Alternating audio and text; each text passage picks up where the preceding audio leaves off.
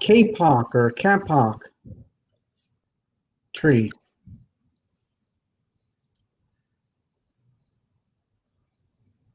Okay, we're live. Awesome. Okay, so what is that? What's the kapok or kapok tree? Well, I was looking up ingredients for pillows, and they and at Costco I saw a partial cotton, partial kapok filling for these pillows. So I went and looked it up, and it's a tree in like Southeast Asia, like Philippines, South Africa. And the pods, when the like seed pods, when they like let out all the stuff, it's like big cottony, like fiber type stuff. So interesting. I was just researching that. Yeah. Interesting. Well, hello everybody. Good morning. If you're on, please say hello. Welcome, Dave. I'm excited to have you on and share kind of what you're working on. We were just talking backstage a little bit about some projects he's excited about, and hemp pillows is one of them. Why a hemp pillow? Out of everything that you've seen and done, what draws you to the pillow?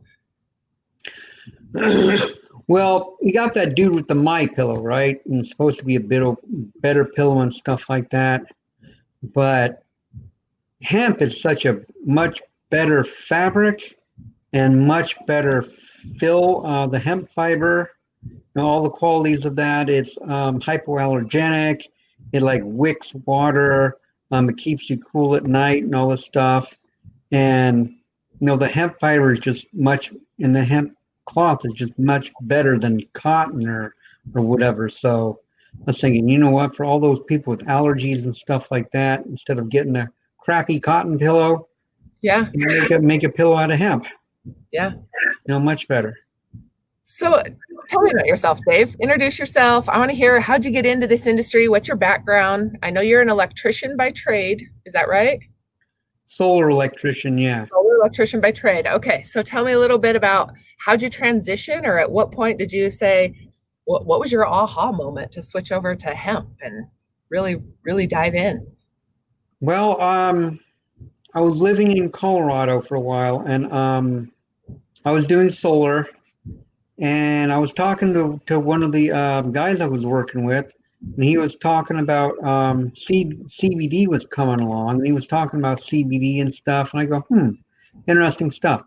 So I looked that up online, I researched CBD, and then we got talking some more the next day, and he was talking about like other hemp stuff. So I decided to look into it, and I went, wow, this is an amazing plant. You can make more than 50,000 products out of it, and that's a lot of products. So just on my discussions with this other guy about hemp and stuff, I go, wow, I really need to get into this stuff. And I could put my background in graphics and renewable energy and stuff like that, and somehow put it all together. And so that's what I'm working on. Okay, so how long have you been working on it? What's your tell me what your story and your journeys looked like.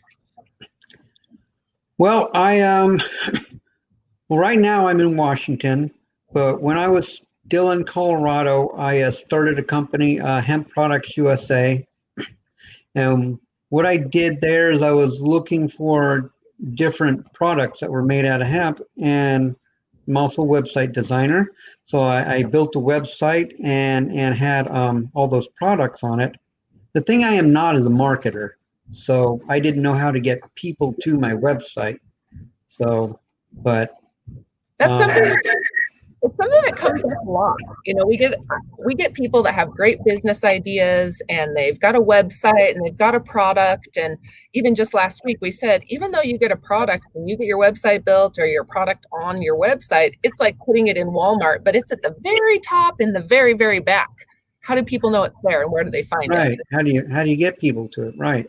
Yeah, it's a piece that really is hard, and it's hard sometimes to wrap your head around about the amount of effort and work that goes in, especially when a product, anything hemp or CBD, is very highly searched right now. Right. Shirt, is that one of your shirts that you've made?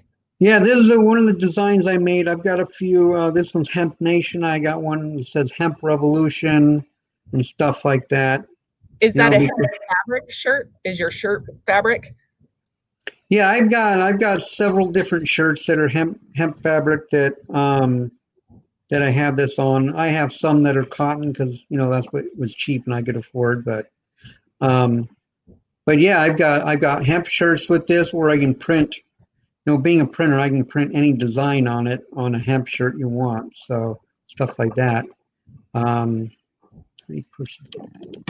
So this morning you got some news that you may be shifting entirely in career or business, right? Tell me where you see opportunity best for you and how can we help? What are your plans moving forward? Well, my plans, I have a business plan thing I put on my website, ihempusa.com. And what I would like to do, no, I'm a startup basically. I'm just getting into this. That I would like to sell hemp clothing because it's a lot better than cotton clothing. And me being an electrician in the construction industry, for anybody that's in the construction industry, you can wear out a pair of Carhartts in like a month, you know, because they're crappy cotton.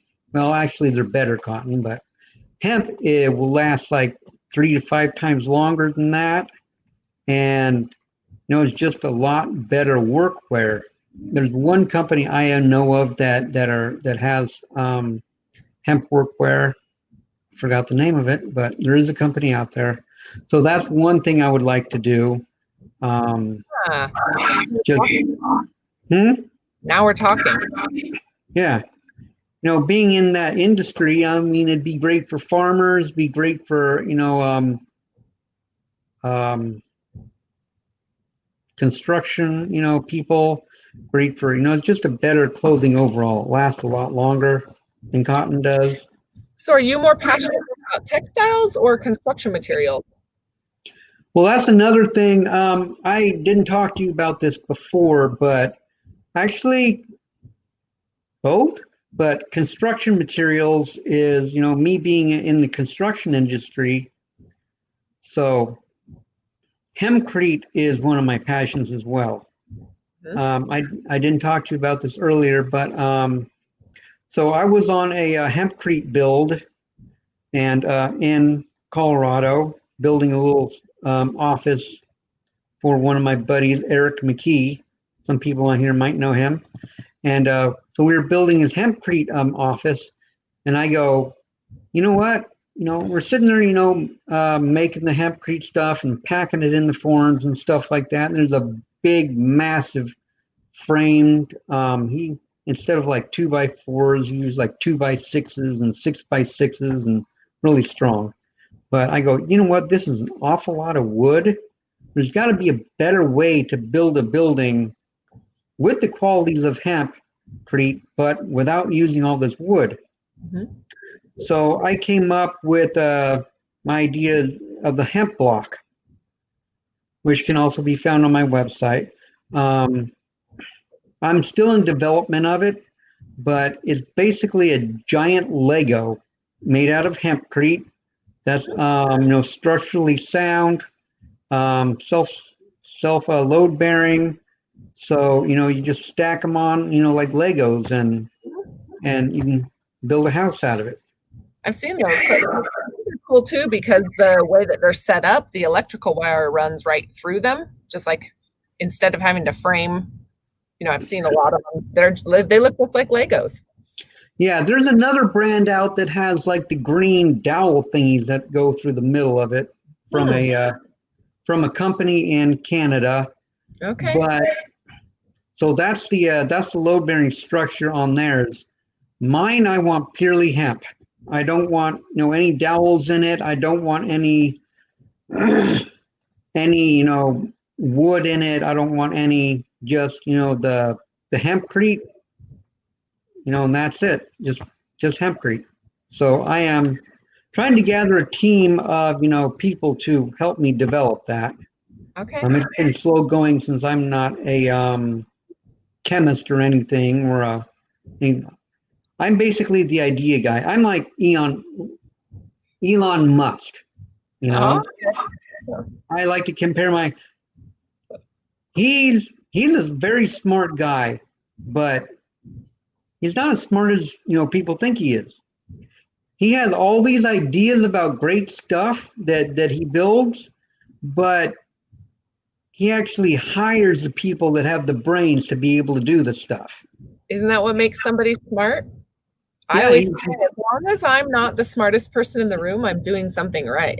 Right? right, Always surround exactly. yourself with smarter people, and that's what I feel like makes people smart. And it's the doers, right? He's been able to accomplish it and put things together and really separate the talkers and the doers, right? Yeah, Elon, he's a great guy. I admire him greatly, but he knows how to hire the people that knows how to do the things that he envisions. So Sure. that's what I'm working on, being able to get the people on my team that know how to do the stuff that I don't know how to do. So where are you in that process? When we talk about business, there's a lot of people, and I get a lot of calls that, almost weekly or a few times a week sometimes, that say, "Hey, I'm looking to get into this industry. How do I start? What do I do?"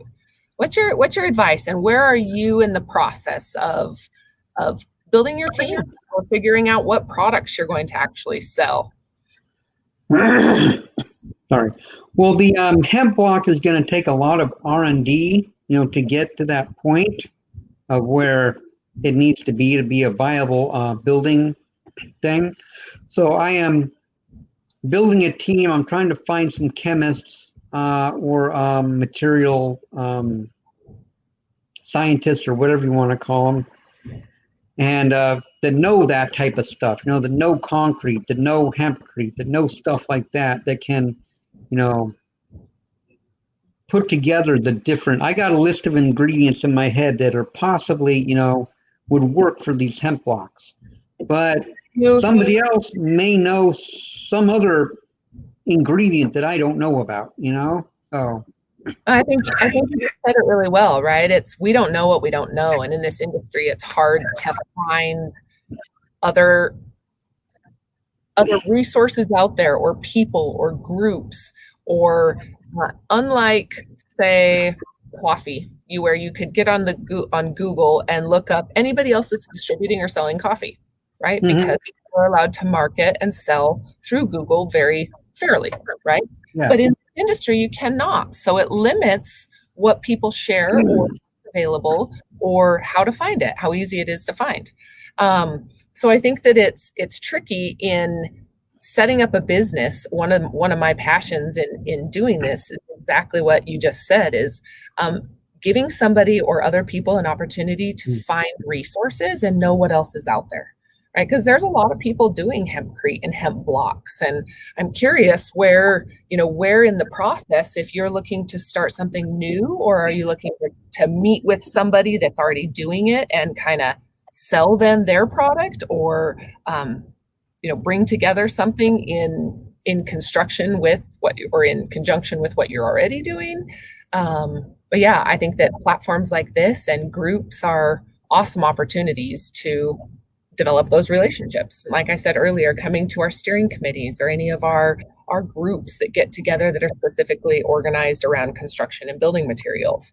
Right. I think you learn a lot and be able to see what's out there, and see even maybe, hey, I know specifically a couple people that are really itching to get into the industry and just not really sure where to start or where they want to fit in. And it may even be an opportunity to start an organization or a part of an association that's for new businesses or startups, or people that are looking for business plans, or maybe even people that say, hey, this is what I can offer. I'm really, really strong in manufacturing, or I'm really strong in renewable energy, or whatever it is that can add value to the team if you're looking for Right.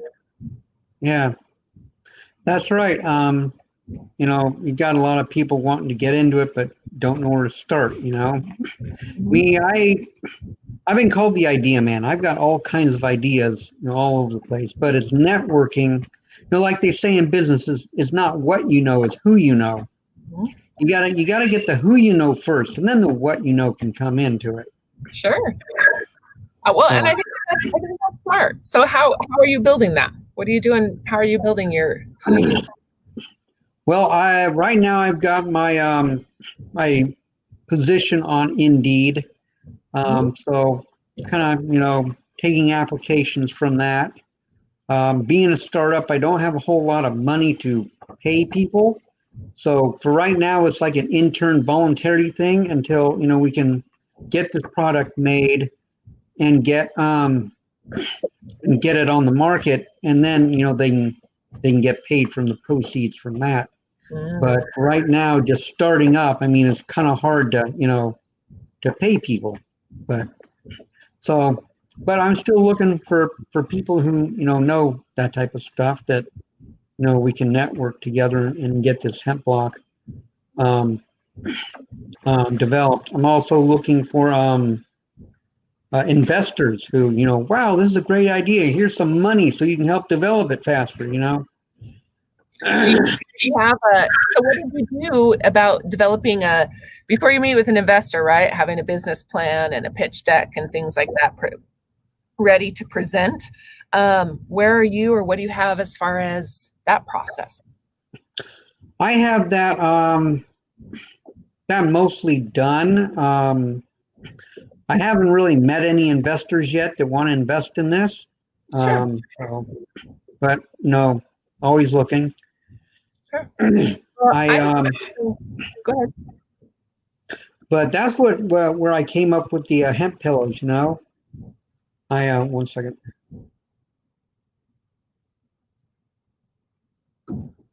So for those that are listening or were listening earlier, Dave and I met on LinkedIn through a post that I had made looking for companies looking to sell items or apparel or clothing or any type of textile out of hemp, and was just exploring opportunities for who's out there, what's out there. And Dave had made a comment that he's really interested in making hemp pillows. I have a contact that we've met through our live streams, Madison over at Hemp Mill or hemhemp.com. I think it's .com, hemhemp.com. But she's got a beautiful fabric. She's actually got a whole bunch of different fabrics, from cotton and hemp combined, or hemp and spandex. But she's got a denim material that's really, really nice. Anyways, when I've become very, very passionate about the supply chain, and the aha moment for me around textiles was when somebody shared that something like 90+% of our fabrics are manufactured in other countries and imported into the United States.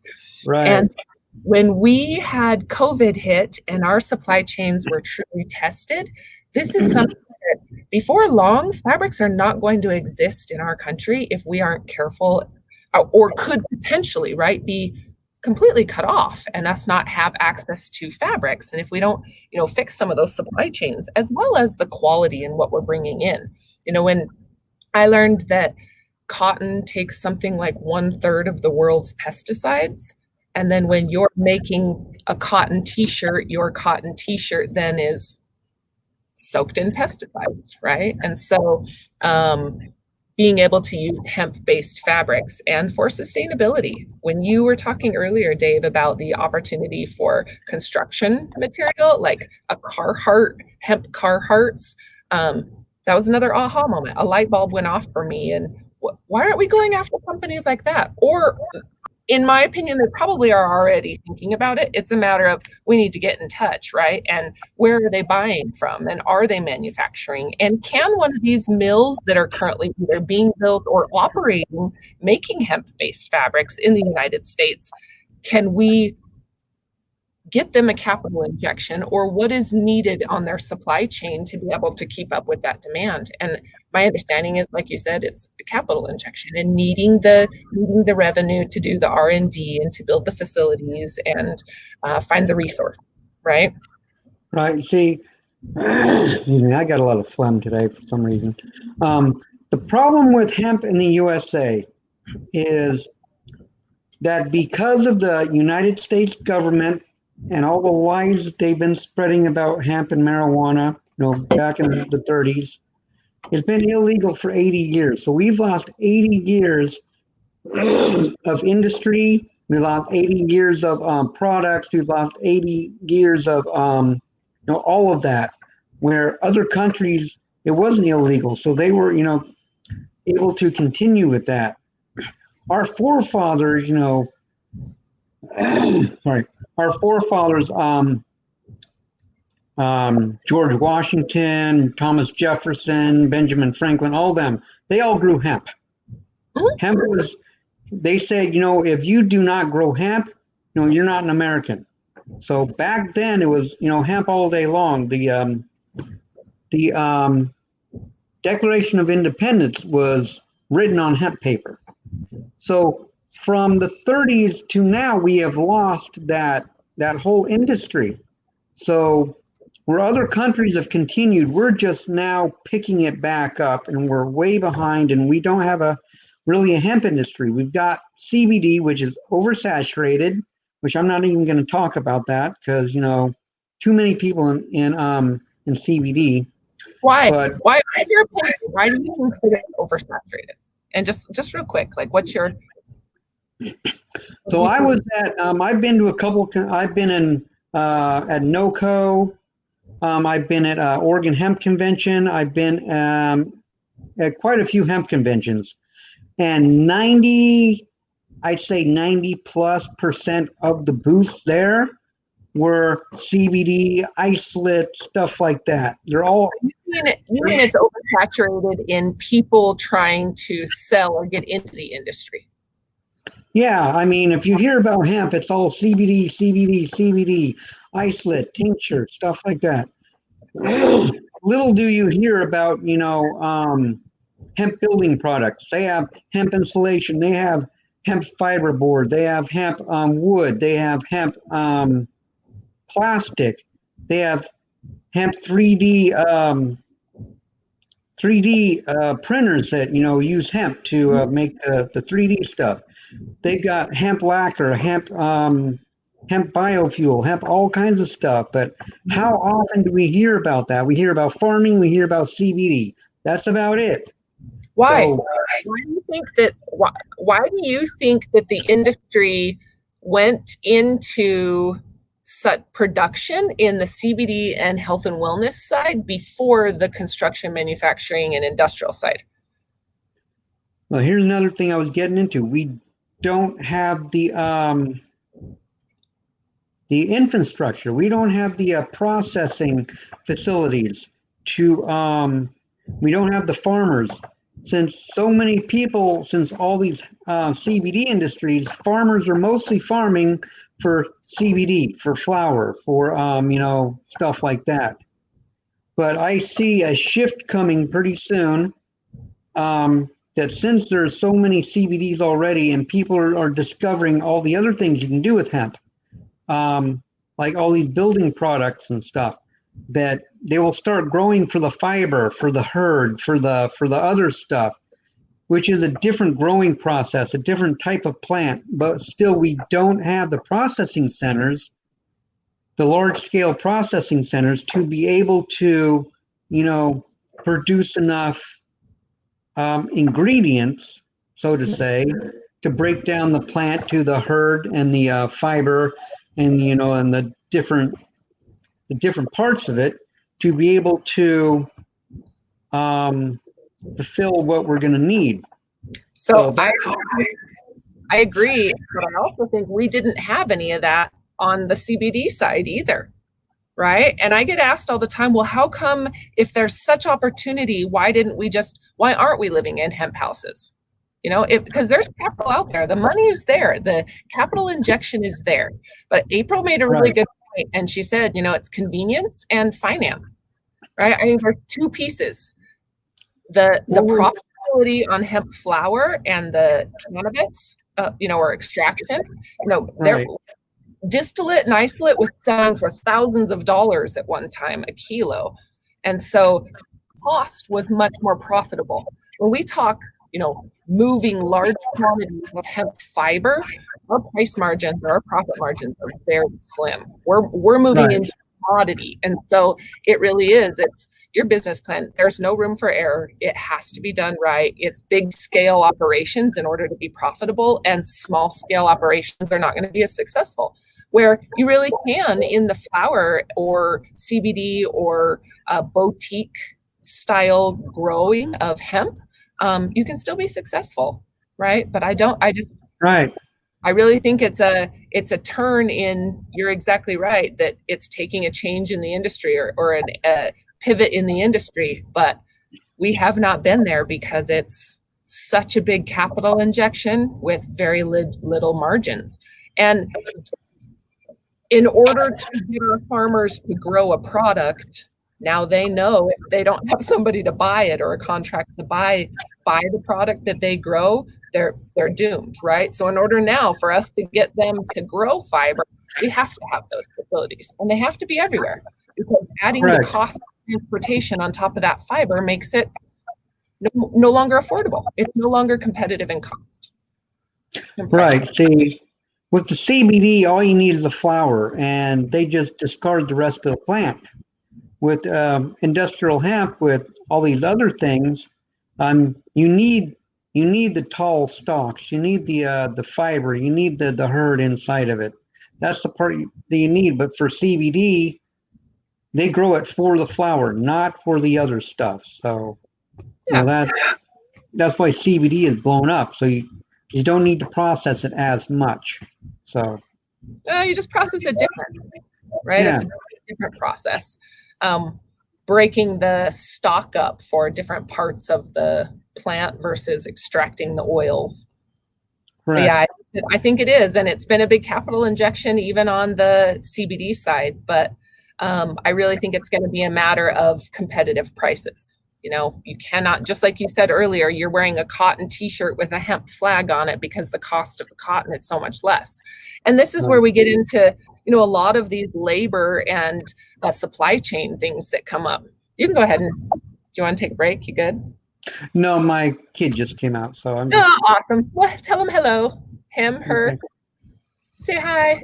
Hi. Hey, how are you?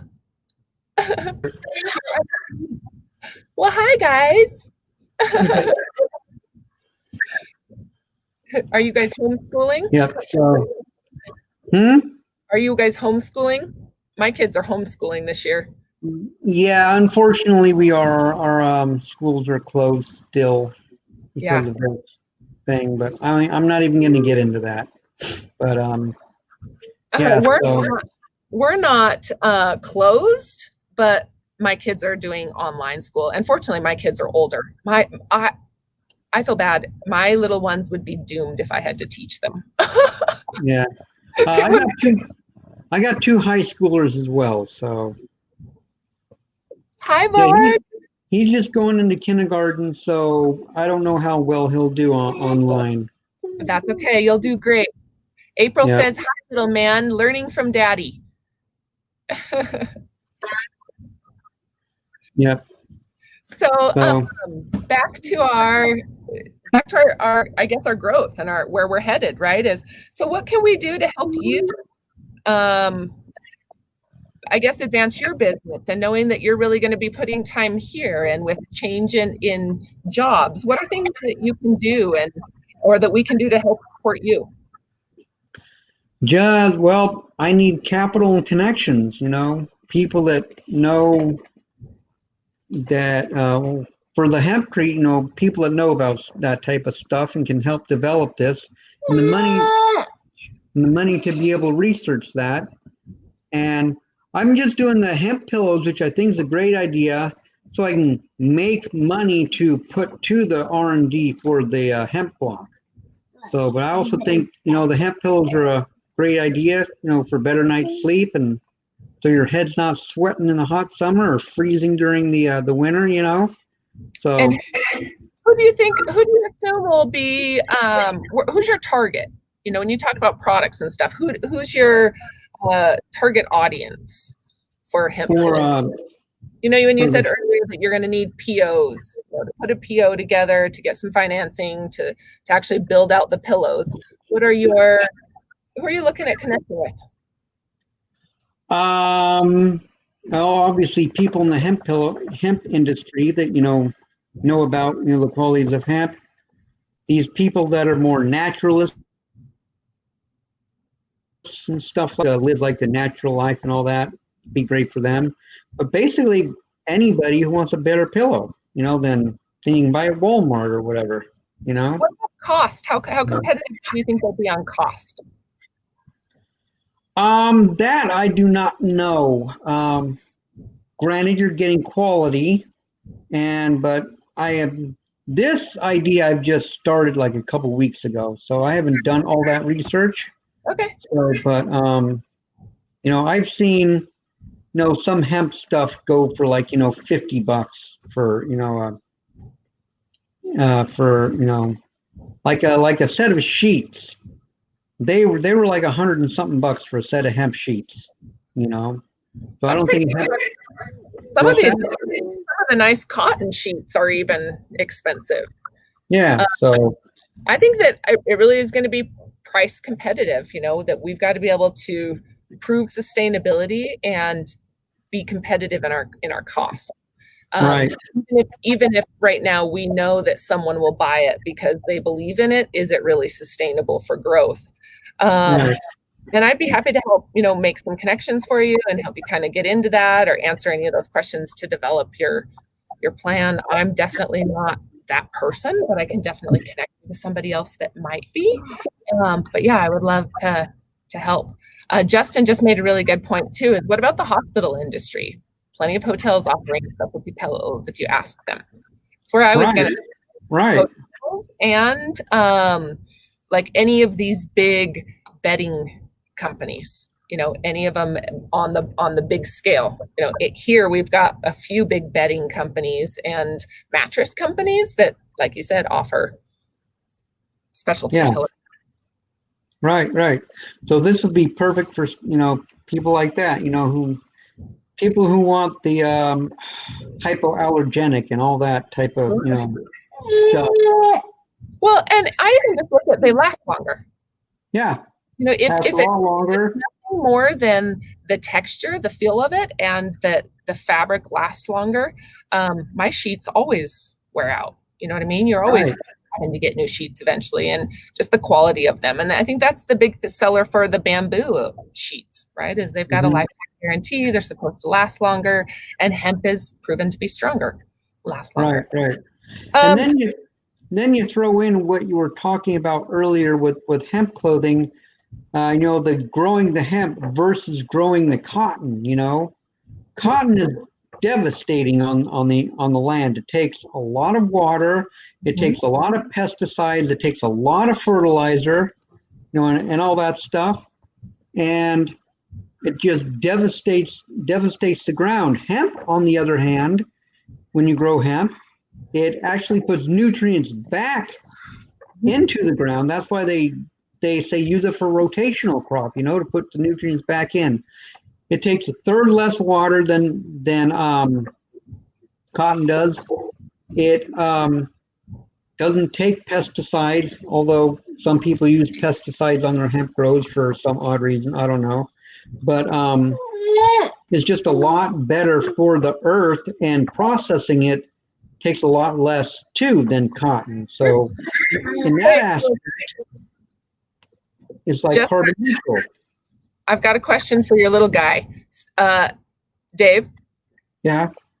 Justin says, serious question. Will hemp pillows help me win a pillow fight faster? And I think that's for your little guy. Will it? Will a hemp pillow let you win the pillow fight faster? He says, yeah. It's the ultimate weapon in a pillow fight. That's right. So I say yes. Well, I'd love to help, explore this opportunity with you. And I think that within the association, there's a lot of people that are heavily involved in the textile piece. We have we actually have about 5 committees, but 2 really dominant. One of them is a textiles committee. So I'll send you the link. I'm actually going to put it in the comments right now for everybody to see.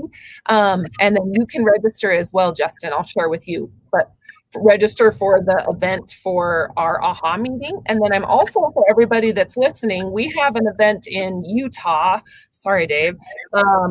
But we've got an event in Utah, a Wasatch Wing and Clay next Thursday for anybody in the industry. I'm going to add that link to this comment as well. And so anybody listening can it's been an adjustment with kids home since COVID. Yeah, it's my wife is going, when